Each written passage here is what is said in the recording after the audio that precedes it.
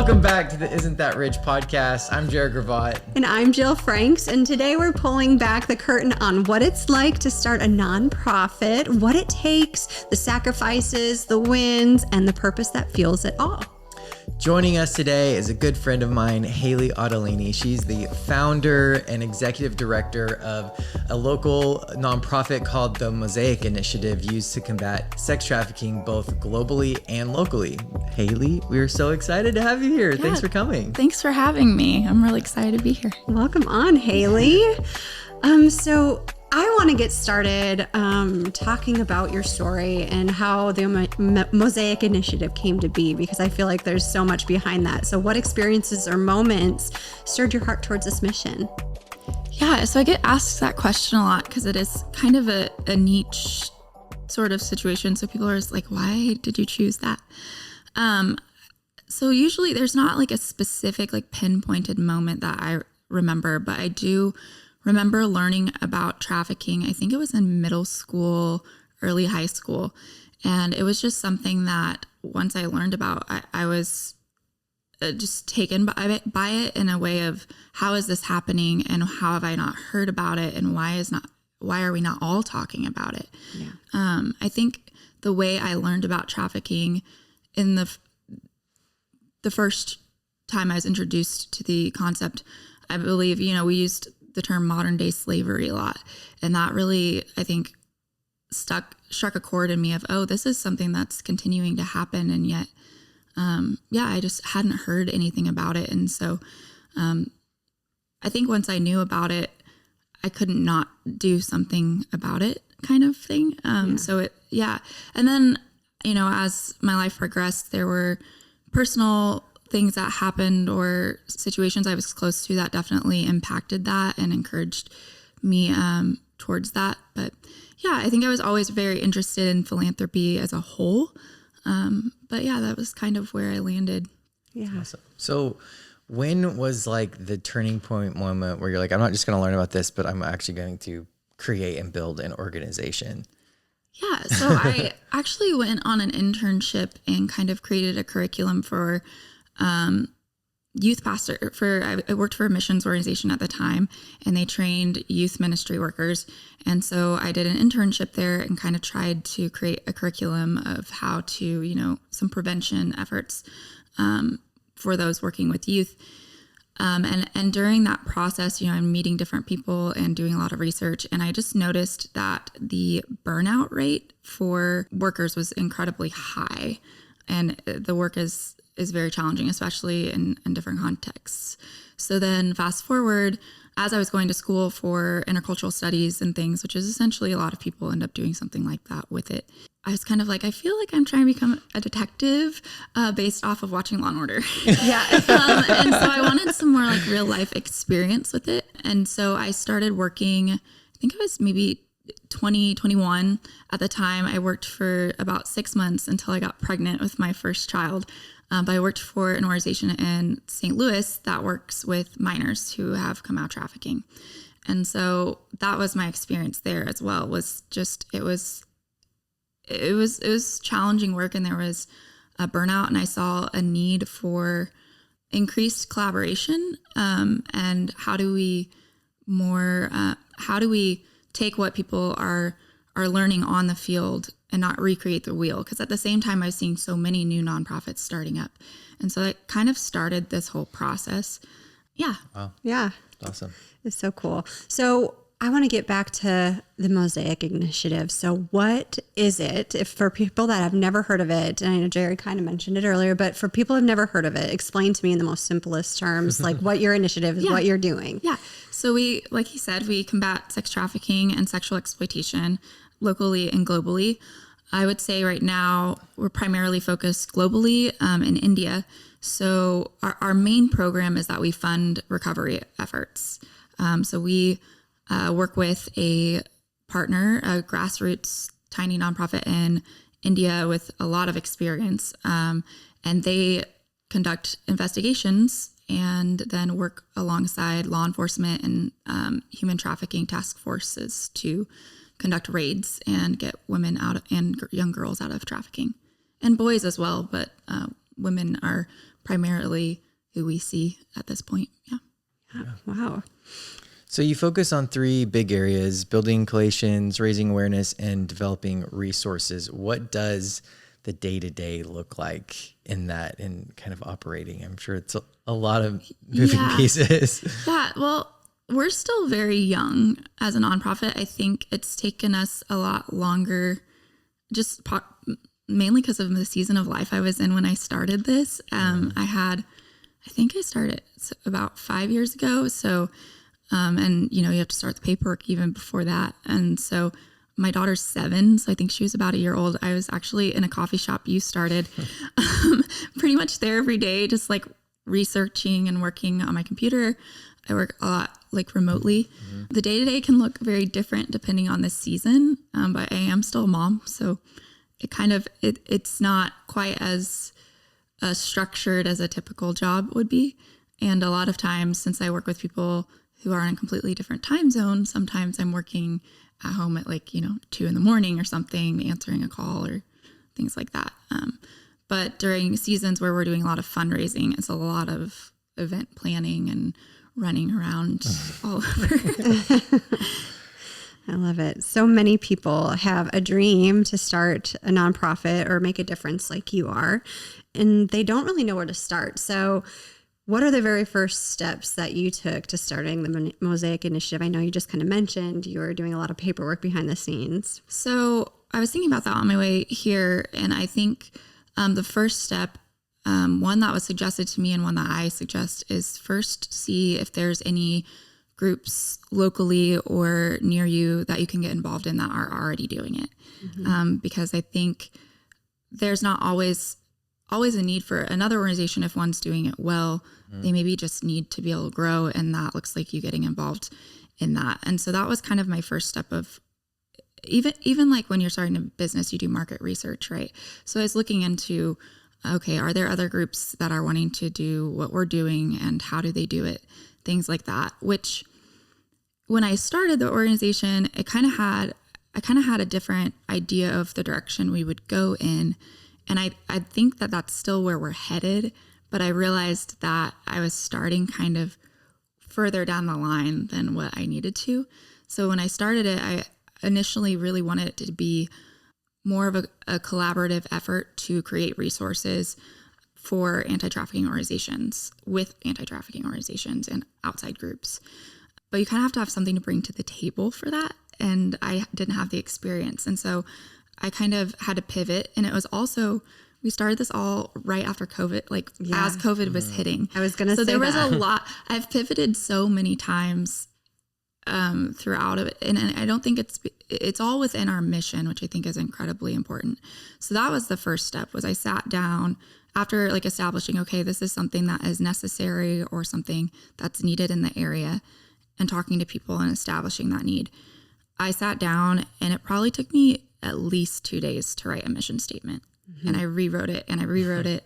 And I was like, oh, this is too specific, or this is too general. And I think having that and planning out not just your mission, but your vision statement too, will help you as you maybe probably do have to pivot, because things grow organically, or you might have to shift of, oh, I thought this was the need, but really I'm seeing now that this is the need in my community.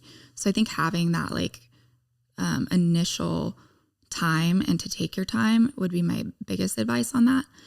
But then one of the things I did do is I visited a nonprofit resource center at a library in St. Charles. Oh. I actually would drive up there for that purpose, because there was a man that worked there, and he had been, doing things with nonprofit for, I think, 40 years or something like that at that point.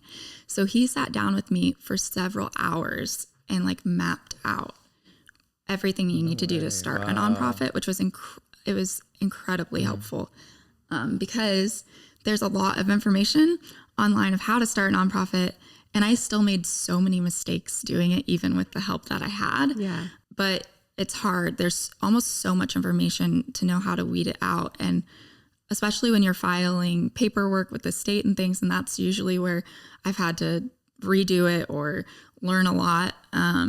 There's a lot of that I think if you take the time to do the research, you'll save yourself a lot of mistakes, and you'll probably still make them. Yeah. Some too. But so I would also say that finding a team of people, that's something I didn't have that I wish I had taken more of the time to do.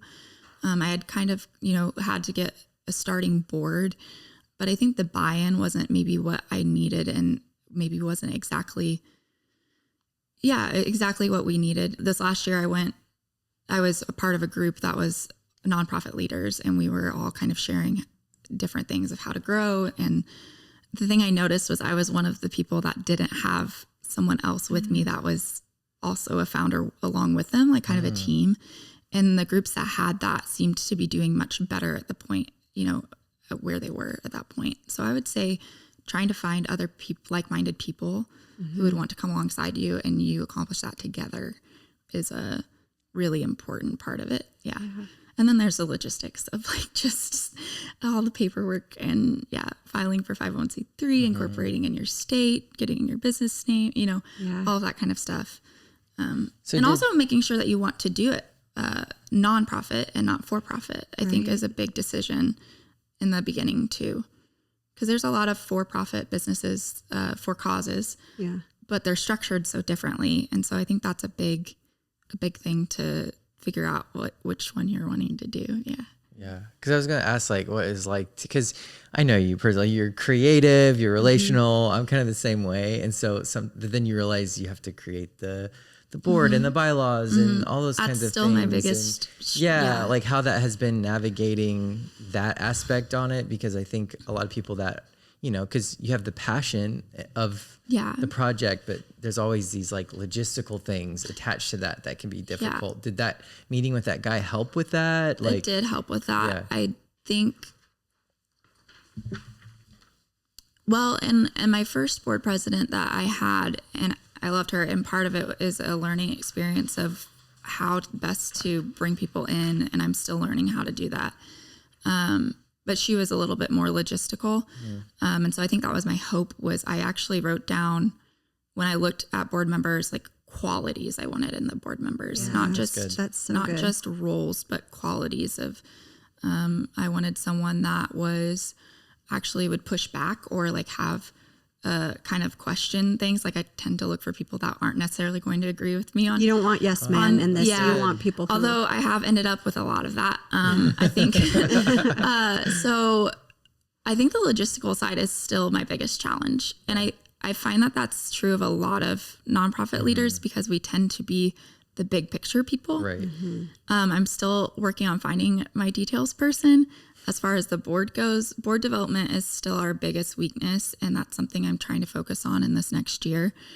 But I do have a volunteer who volunteers with us a lot now, and almost could not do all of the like fundraising events without her, and she's much more detail driven. Yeah. So the poor thing, sometimes our meetings, it's like me just like saying all of these different things and putting it on a wipe off board in some crazy order.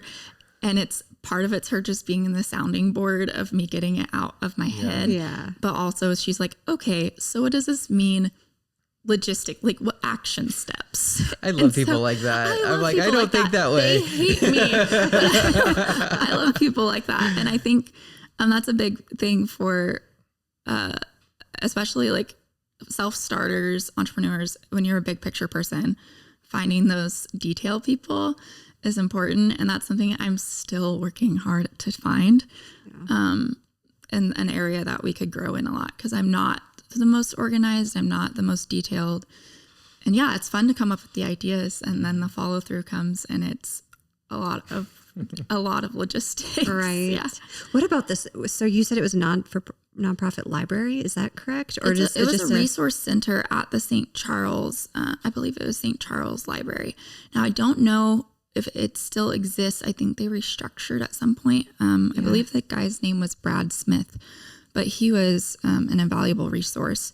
But we do have, we have the Southern Illinois Community Foundation here in Marion. And I know that they essentially serve a very similar purpose as far as offering resources to nonprofits.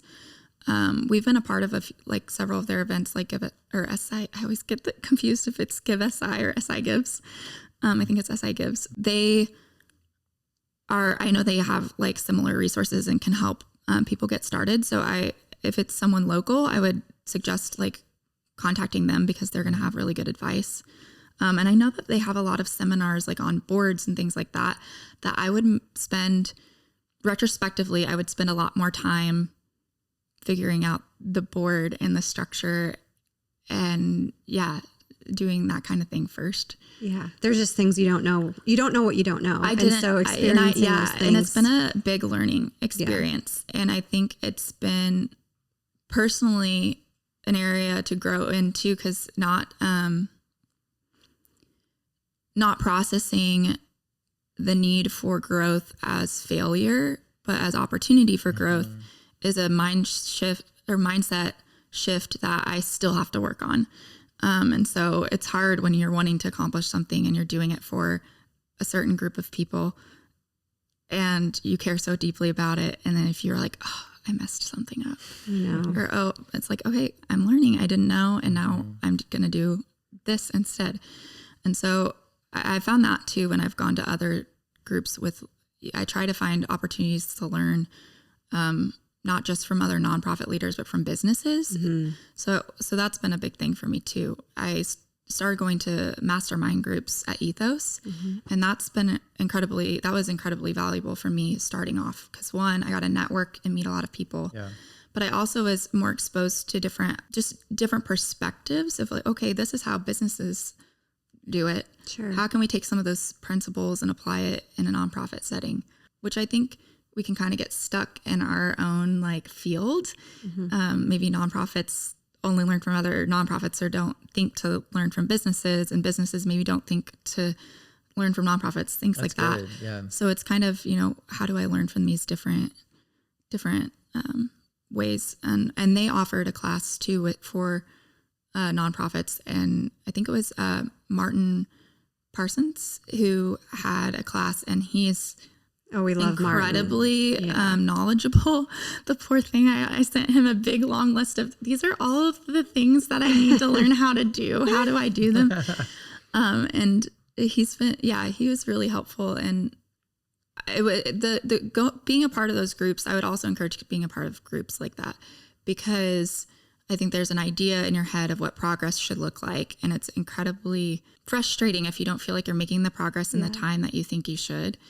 And there's so much that you don't know when you start off, but being around other people who have also started off and didn't know or don't know and are in the same area as you is incredibly encouraging. Yeah. Of like, oh, we're all figuring this out. Like it's okay.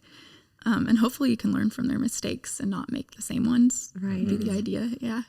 So the Mosaic Initiative is rooted right here in our region. Why did you start with awareness and education efforts locally? Because that was the main thing. I remember even having conversations at the coffee shop about this with you. You're just educating people right now. Yes. Yeah. Well, one, it's the easiest place to start, financially and otherwise. But also if you are trying to address an issue that your community is largely unaware of, you're kind of doing it in silo. You're doing it on your own. And I don't think any real change can come about by one person doing something, not necessarily by one person doing something. But I think if you want to make impactful change, it has to be across sectors, and it has to almost be a community-wide movement, especially for it to be sustainable. Because if you think about it, okay, if we start off in direct services, and we're, getting referrals, well, if the medical community doesn't know what they're looking for to give referrals, then you're not getting them there. If law enforcement maybe don't know what all resources are available to them, or don't know what trafficking looks like, or that they've seen trafficking in that way,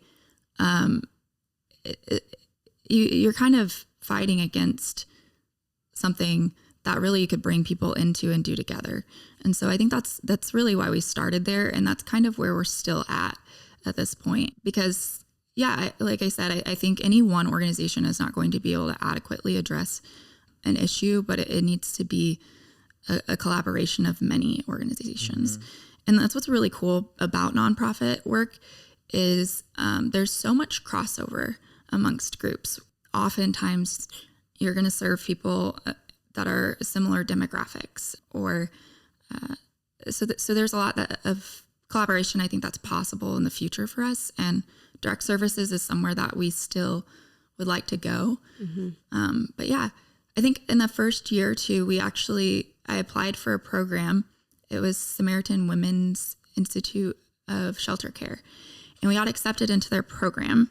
And basically what this program is they train you to be able to establish a shelter or residential therapeutic homes for anti-trafficking survivors. And it's a 3-year program. It's a mentorship thing. They start off really basic, and then you work your way through, and then they're alongside you as you're establishing this, which is great and something I still would love to do in the future. And in our conversations, they're like, we think you're a really great candidate for this. But the more we talked, the more I was kind of coming to the realization of our board development is not where it needs to be. And it still, honestly, still isn't, if I'm probably a little too honest, but it just wasn't where it needed to be for that opportunity to be what it could. And I think it's an incredible program. And so I think part of it too is learning when to say no to opportunities too. And was a really hard lesson for me because I want to do everything all at once. Well, when you're just starting something, you're new, you're excited, you're ready to do it all. Go. Yeah. But sometimes that's good that you realize that. Yeah. Though. And so that's also why we started with awareness. And partially too, to get kind of I was newer to the area, to kind of get a feel of what does community awareness look like? Where are we on that spectrum? And part of that for me too is just from a personal experience. Like one of the things that we did was we brought in another organization who had more expertise in that kind of training, and I learned a lot sitting through their training. But what they did was they trained churches in establishing better prevention measures within the church. And that was something I was really passionate about because I grew up in Indiana, and my one of the youth pastors I had was arrested several years after I was out of the youth group, but for sexually abusing a girl while I was in youth group. That was one of my friend's younger sisters at the time. And it's still yet to be seen. I still, think there's maybe potential other victims in that situation. But having been a part of a church community that responded really poorly to that, but also looking back, there was so many opportunities for detection of what was happening. And I always say, I think I took this from someone else, but detection is actually prevention. And so how do we prevent this from happening to other children, to other women, other men in the church environment? Because largely we are a faith-based organization, and largely our donors are people of faith. But I think that also because the communities of faith tend to be very trusting, they also attract people that are looking for people to trust them and to exploit. And so that was like where we started. And that, I think I was a little discouraged actually, because there wasn't I thought people would run for this opportunity. Yeah. But also I don't think that people knew they needed it, And so that was a learning experience too. We did have several churches come, and it was a great event. But yeah, so that's where we started, and it was an easy jumping off point, but it also was a way to engage those that supported our cause in something that they could actively be a part of and actively do to help prevent not just trafficking, but sexual exploitation as well. Yeah. So good. I think you're doing such a great job too, just like raising awareness and creating events, like getting your brand out there and your message in the area, which is so important. Like I think that's such a good starting point, because you have to, like you said, detection is prevention. So just for people to start looking for signs and seeing things is like great. But I guess my next question would be is maybe what's next for the Mosaic Initiative? What are some goals that you have? So, I mean, it could be a year, it could be 5 years from now, but I'd like to establish local direct services more on this. Like I did share we were faith-based, but I'd like that to be a clinical level. That wouldn't really be, it'd be separate from that, if that makes sense. Mm-hmm. So that's something I'm really passionate about because there is a great need for that in our area. Can I ask you, what are direct services for like those that have never really heard about what that, because I really don't know. Well, it can look different. Sometimes it looks like, so for example, where I think we would probably start is helping to facilitate and connect survivors to available resources, like finding them placement in a residential facility. Sure.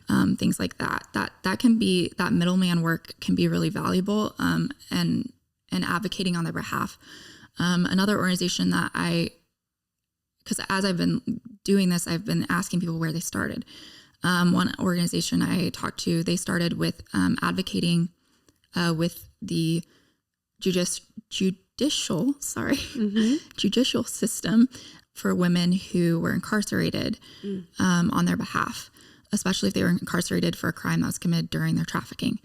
And so, or for sex work or prostitution when really they were a victim. Wow. And so they would work with the courts to then try and get them placed in a facility, a therapeutic facility, instead of being incarcerated. Yeah. And so I think that would be probably a very good starting off point for us. Some people do casework and outpatient procedures, or not outpatient, but that kind of work too, whether that's counseling services, things like that. It largely, it can look different depending on what your focus is and where you're at, but kind of like that.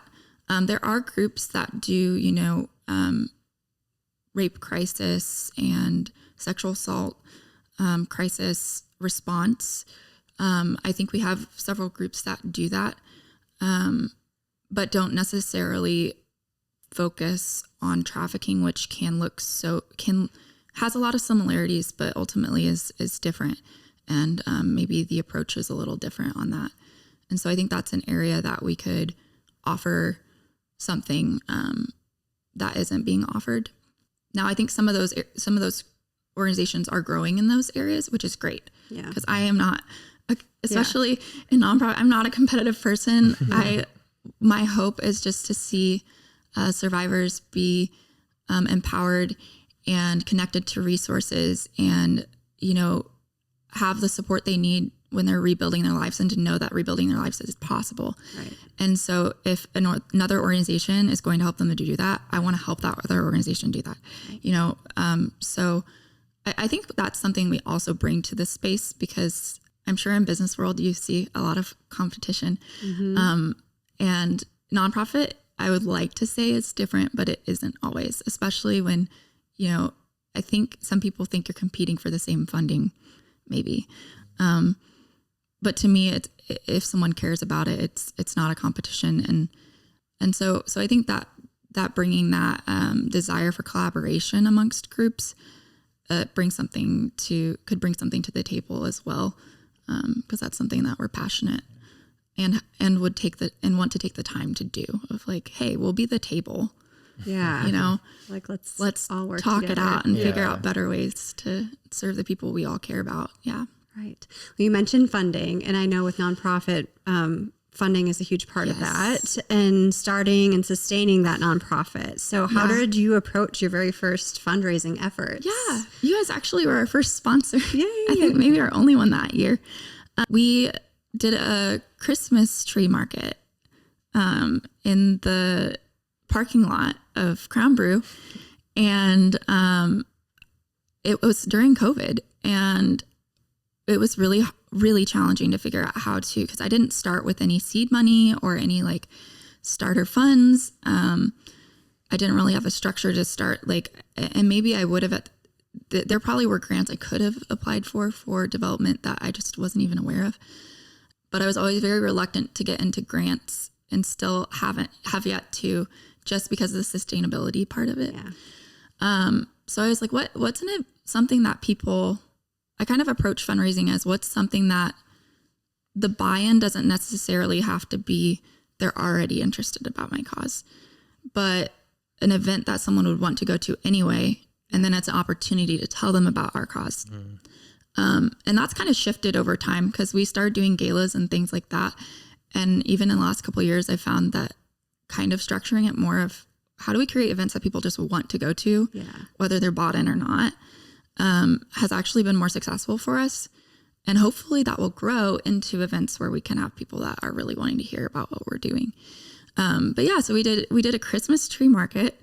We bought a bunch of wholesale Christmas trees from up in St. Louis, and I had my dad and my husband working quite a bit. They like built just like stands out of pallets and things like that. And then we tried to just put out the word a lot, and kind of helpful to have a really good friend and who's one, a marketing genius, and two, Crown Brew at that time was becoming such a big, and you too, was becoming such a big thing in our community, and it had so much excitement around it that being able to share about it on their page and things like that was kind of helped us gain some traction, because otherwise it is hard to start when you don't have the audience. So that's kind of where we started. And then what really helped us kick off was it was a brand new event to our area, but it's called 100 Women Who Care. And it's kind of all over the US from my understanding, but it's essentially where it's a group of women who are philanthropically minded, and they invite 100 women and they all pledge to give $100. And then they have nonprofit, they all put in nominations for nonprofits that they care about. So then ideally you have someone from that nonprofit able to speak, or else that person speaks on their behalf, which is nerve-wracking for a lot of people. So they draw out of this at random, and they have those people come up and they give a 5-minute pitch of what their organization does. And then everyone takes to a vote, and then whoever wins gets everyone writes their individual check to that person.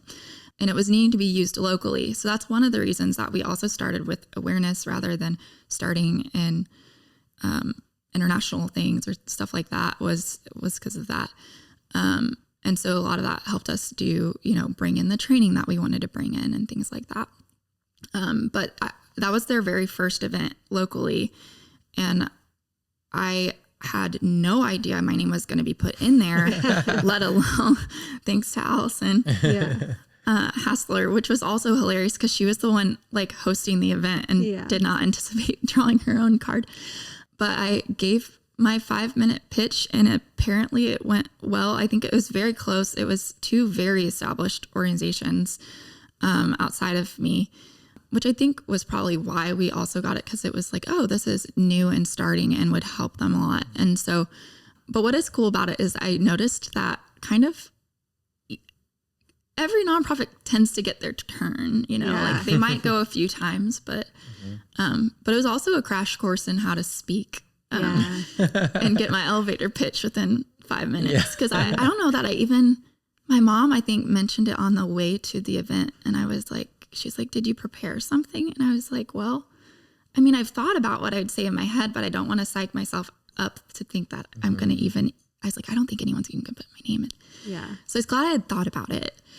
But now I kind of have that there that I keep there for that kind of stuff. But so that's kind of how we started. I love it. So good. Every event I think you've done has always been really special and fun, between like the galas, and then you did recently the Lantern Festival, to those that didn't know about it. But if you want to maybe just briefly talk about the Lantern Festival and how that maybe was successful for your nonprofit and opening conversation. Well, as a small nonprofit and as someone starting a nonprofit that wasn't local, I think my approach was kind of, how do we come up with something that's different? Because I see a lot of the same fundraisers so often that it can be kind of like hard to get that traction there. Right. And especially if you don't have the audience for it already. And so a Lantern Festival was something that I had seen and thought was just really cool, but is also, they're very the history of them, I actually did quite a bit of research into, and everyone disagrees of where it originated, because sometimes our religious festivals are cultural, but largely in Asia. And so it kind of fit with, where we do our work. But it was also just different. I was like, I don't think anyone's done anything like this. So I started looking into lantern festivals in general, and come to find out the sky lanterns are very illegal in Illinois. They're illegal? Illegal. Yeah. So when people ask us why not sky lanterns, I'm like, well, for one, they're illegal. Yeah. For two, they also fires. I was trying to, I'm imagining right now we haven't had rain for like a month. I always want to be cognizant of our community, and I want to see this community grow and be a nice place to live. And so I never want our events to negatively impact places. So that was a big thing, was I don't need to make enemies with the fire department this early on. And so I started looking into the water lanterns, and I actually went to a water lantern festival in Nashville, just to see what it was like. I think we had already started planning on doing it. This was something that I had wanted to do for years. And several of my friends were like, no, I don't know if people want to do that. What even is that? And I was like, I think if we can get it started and people see what it is, they'll like it. Yeah. And so that's kind of what we did. So for those of you who don't know, we it's open to the public. We had just a few weeks ago. It was our second time, and it's where you can purchase. We make the money by people purchasing the water lanterns, and it comes in a little kit, and you can decorate it. And then we have live music and food trucks out at Heron Park. And then we kind of have a moment right as the sun goes down where we all launch the lanterns together.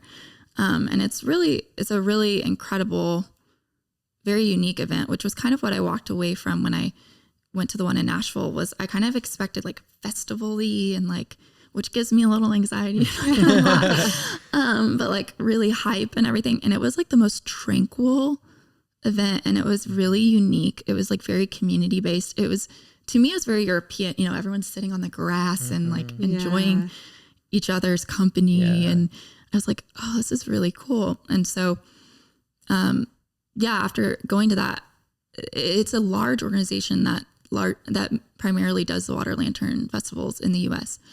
And I had already looked into them before this, but when I looked into that company, I know that they can do it for nonprofits, but it's usually in really large cities. And I believe you might pay them to do it, to host it. I'm not sure how that works. Sure. But I was like, I think we could do this on a much smaller scale, and it makes more sense for us to do it, just even cost wise, And so that's kind of where we started and where it went. So cool. And the first year we ended up having probably over 300 people there, which was great. Somewhat shocking, because there was definitely a lot of, what even is that? Yeah. And I found in Southern Illinois, you almost have to do an event almost by the third time is when you start seeing some growth in the event. I don't know if that's mainly because you're getting better at knowing how, you're ironing out the kinks and everything, or if it just, I think there's a little bit of reluctancy to do new things. And there's so many cool events around here that to get on someone's schedule of doing them. Yeah. So, but we also strategically had it in a certain time of year too, when before all this, the fall wedding, because we used to have fall events. And then you're kind of competing with all the weddings and all of the events and everything. So we try, but then also not when people are gone for summer. Yeah. So we try to find this little window right before, right after school starts, but before school sports start. Yeah. And where people actually still want to do stuff because they're still in summer mode. And that's actually, I think, why it was so popular last year. Yeah. And then this year we ended up having a very good turnout, all things considered, because it ended up being the hottest day of the year. Yeah. So we maybe didn't have the turnout that I had hoped for, but it still was successful. And when I go into any fundraising event, I try to have multiple goals in mind, and I write them out of, okay, this is for raising money, but also what else would make it successful? Because if you don't raise the amount that you wanted to, are you accomplishing these other things as well? Right. So was my community educated in the process was one of them for me. And did people learn our like new people? Were they exposed to our name and hearing about us? Things like that are kind of like my markers for, I want it to be kind of twofold. Yeah. And make the most of all the work that goes into Definitely. to the event. Yeah. So how many events do you have, fundraising events do you have a year? Probably We've two, kind or of just narrowed your it one? down to two. Yeah. I think we're kind of rethinking it, you know, as the economy's changed so much and the cost has gotten so high. This has been the last 2 years have been the most challenging fundraising years, and the sustainability, it's been really hard. Yeah. I think there's a statistic. It's like, it's a large majority of nonprofits fail within the first or stop in the first 5 years. Yeah. And we're right in that 5-year mark, and I'm feeling it. Yeah. Funding has been really challenging. And then our costs have gone up as far as operations go as well. And we face a lot of corruption in India. So it's very easy for us to pay for an operation and it not go through the way that we wanted. And there's, you know, it's gone. Still worth doing, but it's challenging. And so, fundraising the last 2 years I've noticed has been, and I've heard that from other nonprofits, a lot more challenging. I think it's been harder to get corporate sponsors because also the business's costs have gone up. And so that, you know, people aren't giving quite as much, potentially, or, you know, so that's kind of why we headed towards the style of events that are lower cost for people to attend. Yeah. And would appeal to a larger audience than like the galas or whatever. Yeah. So I don't know. We're kind of rethinking we did a salsa night fundraiser, and I think also the timing wasn't as great. So it wasn't as successful as I had hoped either this year. And so we're kind of I'm kind of rethinking and figuring out whether we'll really do events that are like sit down or like have a dinner element, because the cost of food is so high, much higher. Yeah. And if you don't know what your attendance is going to be, which we've had a hard time with, you know, getting people to fill tables, things like that. And so, so usually about 2 events a year. And then, although I think this year might be a little different because we're hoping to have our documentary done in the spring. And so I think that will create a lot of opportunities for us, fundraising wise. Yeah. Good. Yeah. With Do you less guys wanna overhead, talk hopefully. about that a little bit? Yeah. Yeah. We went to India. Yes, I and actually was Jared. able to go on one of the trips in India to help film this documentary, and I did photography, and it was a wild ride. It was so the much least stressful trip of your life. fun. It was awesome. We were like, I felt like a secret agent. It was We're like, high stress. Yeah, It we're was like high sneaking stakes. GoPros in like places, and it was really. So when you told me what you were doing, so it was right before Jared started at the bank. Then he's like, okay, I'm so excited to start working, but I've planned this trip for so long. And what were you guys actually doing? So what were you filming? So it started as an idea of like, how do I get people interested in supporting something that feels far away, especially international work? Like, film has a really good way of humanizing an issue because it's very easy to feel far off. So what if we got to come to India and get some content talking to the partner about it? And of course, with me being me and all of my ideas that I sometimes bite off more than I can chew, this somehow developed into an entire documentary within. Yeah.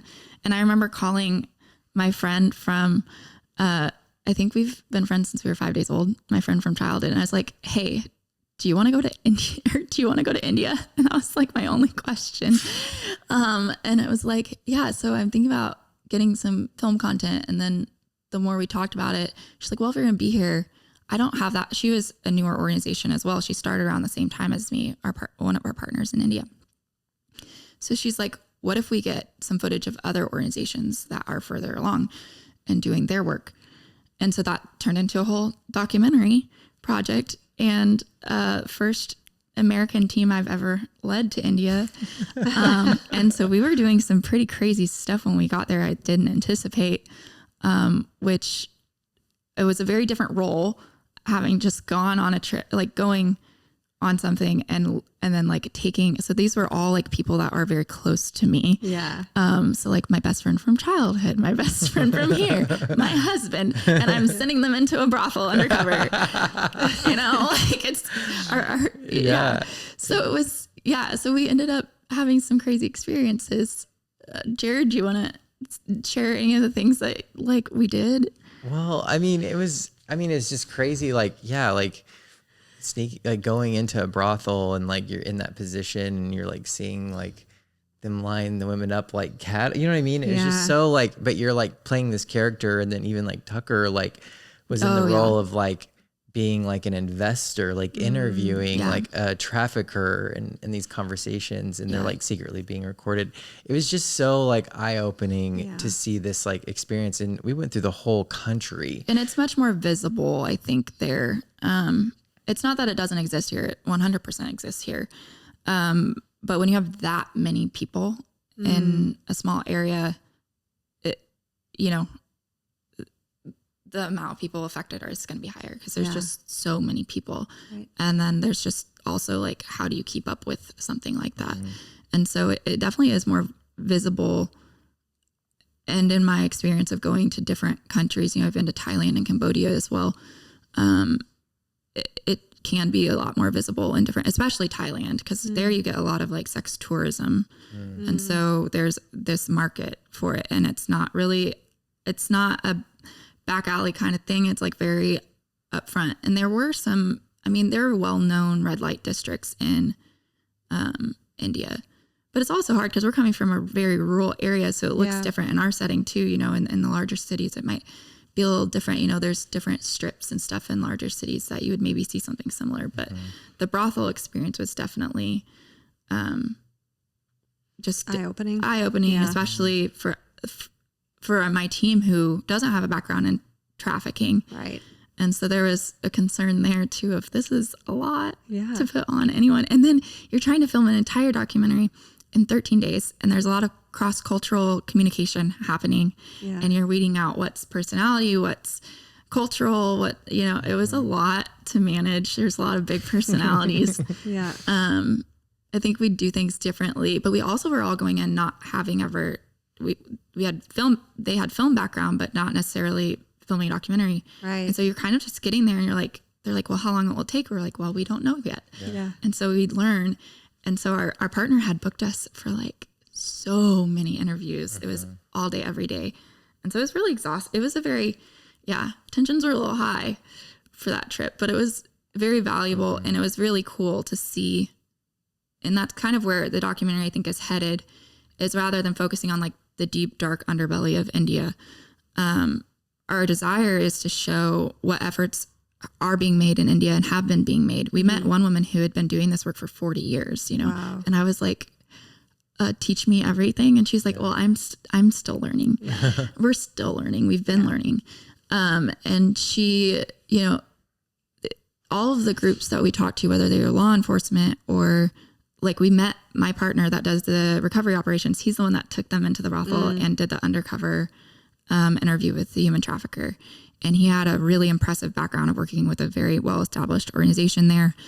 He had worked on thousands of cases, and we all walked away like really impressed by him. And that's kind of how that relationship started. And now we're pretty much their only source of funding at this point, because he lost a lot of it during COVID. Yeah. And so, but anyway, seeing what all challenges they have, and yet their tenacity and just passion for these women and what they do and their dedication to it, I hope will inspire those watching, whether they're from India, from anywhere in the US, or from here. Like, how do we take these ideas and concepts and apply it here? And how do we, take inspiration from, like you were saying, those that have things that they care about and are passionate about? How do we take that and do something with it and move from, I guess the idea of the film for me is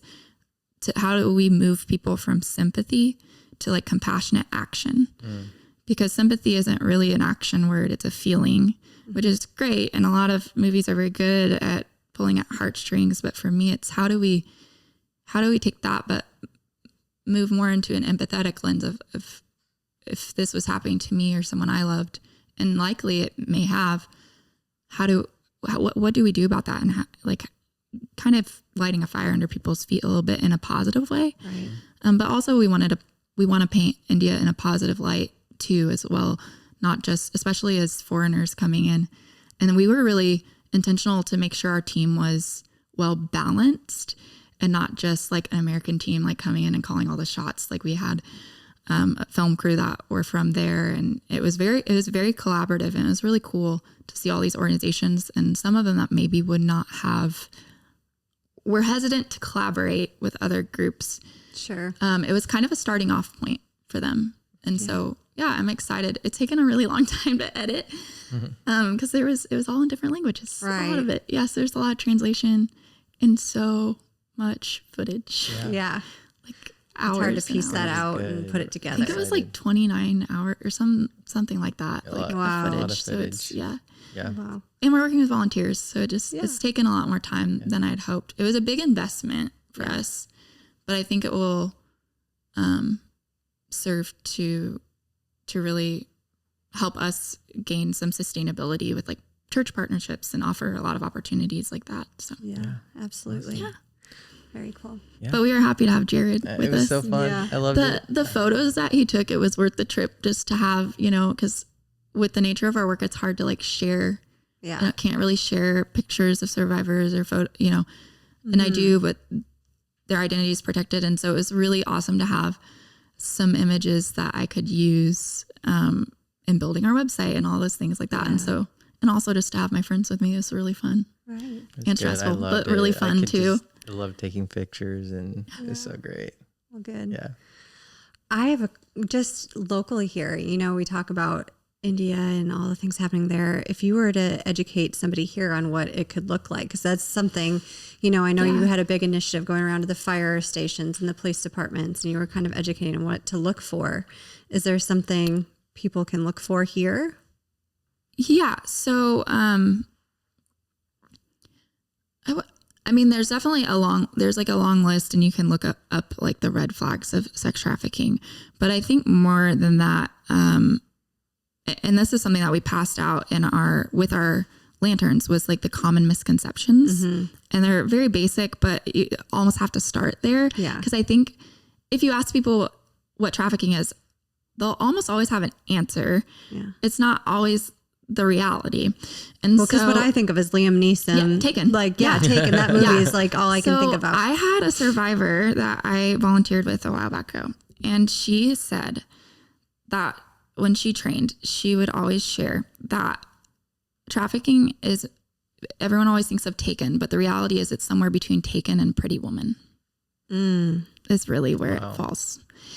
And so one of the key things is, while abduction can happen, and in India, I think the statistic is higher than maybe here. We see it more often, but here I believe it accounts for less than 1%, or definitely not. It's definitely under 5%. I don't know the exact number, but it's abduction is not the main recruitment, would be the term that we use, method for trafficking. Almost always. Most of the time, I should say, the trafficker is, or sexual abuser or exploiter is known to the victim, and it's someone they know. And so we see this, to be able to exploit someone, you have to have access to them, and usually that means having some form of relationship with them, or trust and things like that. And so you see a lot of that. Whether that's familial trafficking, which is a hard one, I think, for people to swallow, romantic partners, with the opioid crisis that can come into play, gang violence, it can be a lot of different things. I saw a lot of the romantic partner, we call them Romeos, but I saw a lot of that when I was working with minors.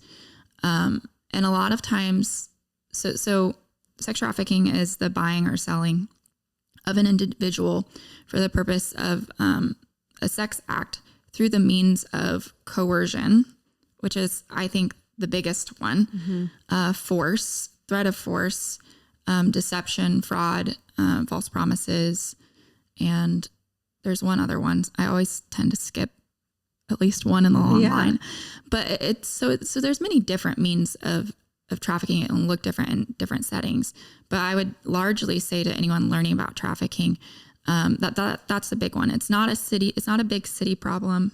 I've heard that one a lot down here. That's probably the number one thing I hear is either it's abduction, it's only force, and it's a big city problem. And I would say it's not a big city problem or an international problem. It's a people problem. So anywhere there are people, unfortunately, you're going to find sexual exploitation or trafficking. That means rural areas. And sometimes rural areas can become hubs for that because everyone knows each other, so they know who to sell to, who not to. But also you have probably a larger space between the resources that are available, and the awareness is less. You know, there's a lot that goes into that. But just because it's a smaller area doesn't mean it's happening. Less likely to happen. Yeah. And then the other thing we hear, the force is a big one. I see coercion and manipulation being a huge part of it, with trauma bonds. And we have all of this on our website and on our social media. There's a lot of misconceptions about it. I think we get a lot of our ideas from television. And if that's that's how you've heard about it. But I think in reality, it can look like a boyfriend who starts a relationship with someone who's a little younger than him, and at first it looks really great, and he's buying her really nice things, and there's this like love bombing period of I'm gonna pay for you to get your hair and nails done. Well, if you think about it, it's actually for him because he's making his product look good. And then they gain that trust, they fill some sort of need, and then they isolate the person, whether that's emotionally, and that's kind of what I always say. It's not always physical, but it's also emotional and mental. And so it can happen with one of those elements or all three of those elements, and so isolating the victim, and then they begin to exploit them. They're experts at pinpointing vulnerabilities and profiling. They can walk in a room and tell you exactly who is the most vulnerable. But it can happen. The other thing that I think is important to note is that it can happen to anyone because they are good at exploiting universal desires. So, we all have, I know I do have a desire for friendship, right? We have a desire to be safe, desire to be loved, like Maslow's hierarchy of needs, the whole pyramid, right? But to someone who's looking to exploit something, any one of those needs is something that they can use to leverage against you. And they're very skilled at it. And so usually in that, what we call that process is grooming. And you see that whether it's trafficking or sexual abuse can look different. But I think my number one thing I tell people to do is to learn the stages of grooming, because you'll start to notice those behaviors and question some of those things that are going on, and notice those signs. I think more than just the list of them. Personally, I think that is a better way to adequately protect yourself and children. Because it does look different in different scenarios. Right. But yeah. Good. Sorry. That's good. It's kind of heavy. No. I'm sure there's a lot of good resources on your website as well. There's a lot. It's hard to cover trafficking in a short amount of time. Yeah. So how do people, if they want to get connected to you or learn more about your organization, how can they do that? Well, I'm a big face-to-face person, so you're always welcome to message me and we can meet for coffee. I'd love to sit down and talk to you about stuff. But then, we have a contact us form on our website. Our website is themosaicinitiative.org. And we have resources on there as well. And a lot of information of kind of what we do. And then social media, Instagram and Facebook. We tend to post most of our events and stuff on Facebook because we get more engagement there. But yeah, those are probably the best ways to, get to know us. Well, thank you so much. One piece of advice you'd give to somebody who's wanting to start their first nonprofit? Is it the Little Book of Boards or the Little Black Book of Boards? There's a book and it's something, the Little Book of Boards. I'll tell him later and maybe he can link it or something. That's my advice now because that's what I'm needing to work on the most. Yeah. But so I guess outside of that, I would say take your time and expect it to take. It's like renovating a house or a building. It takes so much longer than you think it's going to take. Yeah. And it's okay that your progress is at a different rate than someone else's because it's a different thing. And so I would take your time and then put the most amount of time into the people that you bring in with you and look for people who have strengths in areas that you don't. Yep. Because I think it goes much further when you have people around you. And if you can't find those people, get yourself in a room where you are the least smart person in the room. Mm-hmm. It's always my goal to be in a room full of people who know more than me. And that's pretty easy to do. And also just to have that mindset that you can learn something from everyone that you meet. And so just starting off and like being a learner, I think is the best advice. I know that's more than one piece of advice. No, it's so good. It's all wrapped into one. Thank you so much. Be a learner for everything you've shared today on this episode. Thank you for being on. Thanks for having me. And thanks for going all the way to India. Oh my gosh. Anytime. Anytime. Just a short trip. Just a short trip. All right. Well, thanks for listening. We will see you next week. So Jill, where do we go from here? Be sure to check out our show notes for this episode and also be sure to follow us on social media and subscribe to our newsletter. We'll see you next week. See you next week.